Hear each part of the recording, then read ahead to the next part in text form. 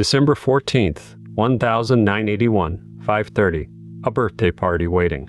Dana Bradley put out her thumb on Topsail Road. 4 days later, they found her break time 600 miles arranged, not discarded. The Midnight Paradigm. Today, we reopen Canada's most expensive murder investigation. Here at the Midnight Paradigm, we re-examine evidence investigations missed. Dana was 14, the youngest child in her family. 35 years later, DNA would answer a very different question. That December afternoon, she visited a friend after school. She was due home for her mother's birthday party. Topsail Road, 5:30, hitchhiking home, a routine trip. 2 witnesses saw her step toward a slowing sedan. A rusted Dodge or Plymouth, dented, driven by a man. The birthday cake sat waiting. Dana never came home. For 4 days, St. John searched every road, every field. December 18th, a man named Dale Smith found her. Maddox Cove Road, 10 kilometers south, in the trees. She had been positioned deliberately, almost ceremonially arranged. Her school books were placed carefully beneath her arm. The medical examiner's report documented blunt force trauma, a fractured skull, injuries the record calls extensive. Investigators would later call it Canada's most expensive murder case. 35 full-time RCMP and constabulary investigators were assigned. Hundreds of interviews began within the case's first week. Investigators examined over 800 vehicles within weeks. Every rusted sedan in the city became a suspect. Thousands of tips arrived, almost none of them mattered. Author Mike Heffernan later wrote, "This city stopped trusting strangers." Hitchhiking, once routine here, became something parents forbade. Decades of investigation bought this family very little. Then, in 1986, a man walked in and confessed. David Grant Somerton walked into a station in 1986. He confessed to killing 14-year-old Dana Bradley.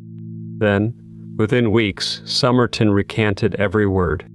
He alleged police coercion, hours of pressured questioning. Evidence quality moment. A confession is not proof. The murder charge against him was formally stayed. Courts convicted him only of public mischief, 2 years. For decades, his name became the case's only suspect. Was he guilty, or simply the easiest answer? We cannot know for certain what happened in that room. Court records show the confession's details didn't fully match.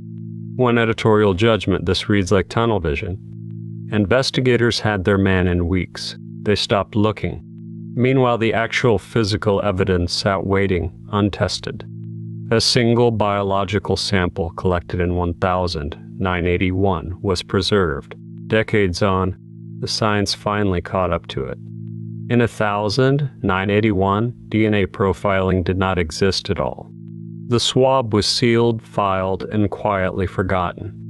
Now, Thread 2, the vehicle nobody could ever find. If you think you know this case, tell us below.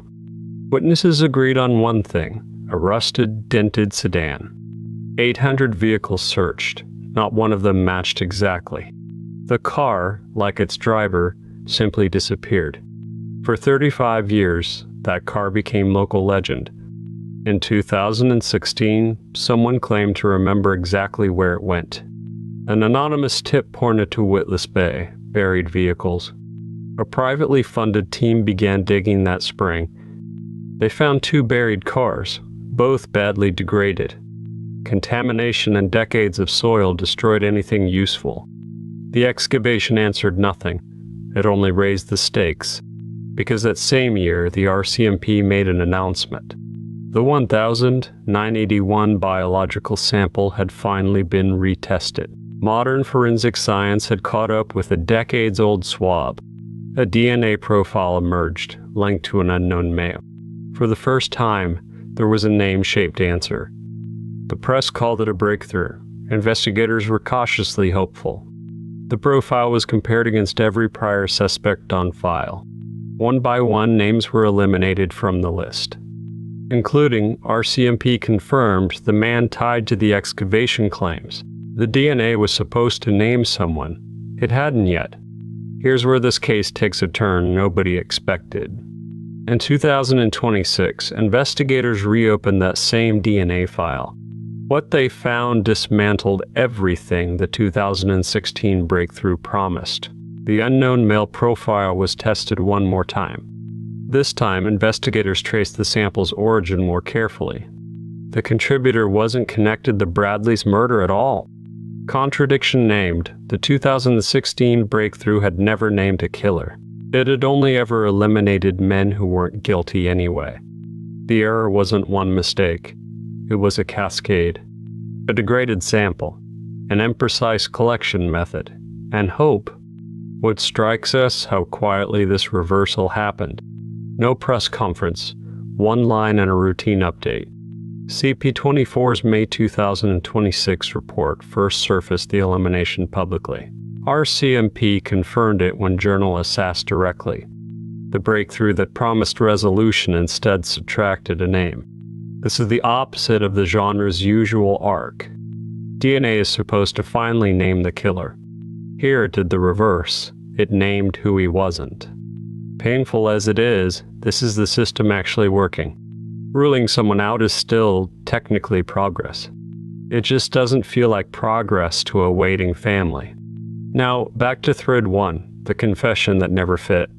Somerton's DNA, records confirm, was never a match either.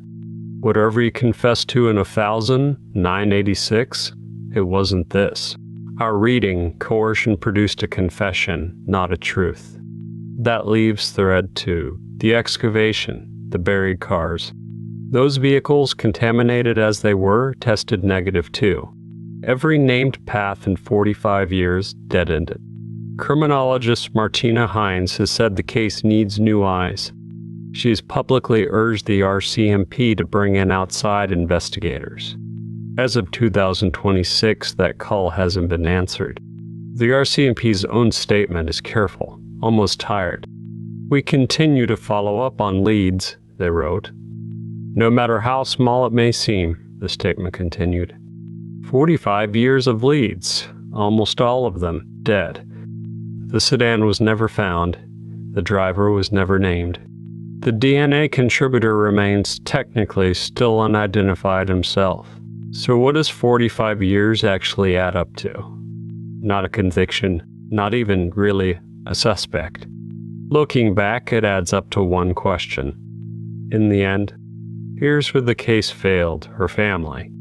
45 years without a name, without a trial, without closure.